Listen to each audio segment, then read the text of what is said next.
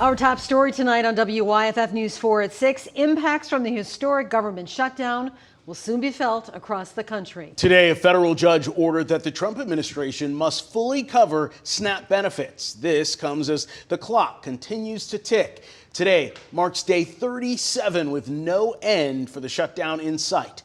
Experts predict hundreds, if not thousands of flights could be canceled after the FAA announced flight cuts at 40 major U.S. airports, including Charlotte and Atlanta. Tonight, we have live team coverage on the effects South Carolinians could see when it comes to the freeze of energy assistance funds and the impact people may soon see at airports. We begin with Ray Arena, who joins us live at Greenville-Spartanburg International Airport. Ray?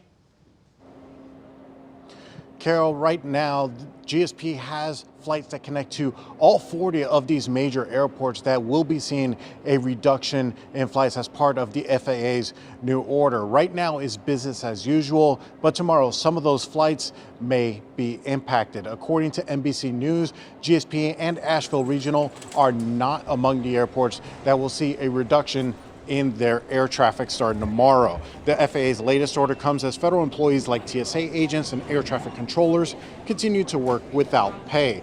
GSP officials say they will likely be impacted if operations at other airports are impacted as well. For example, according to the FAA, today Reagan National Airport reported a nearly 2-hour ground delay due to staffing issues. AAA says the FAA's order to cut flights by 10% at these major airports could mean that between 1,500 and 1,800 flights could be affected, and urge people to be flexible with their travel plans. I think flexibility is going to be the key here because you can't anticipate what's going to happen. I mean, right? You could get to the airport and your flight's canceled. I think really the thing to tell folks right now is to make sure that you're staying on top of your travel plans.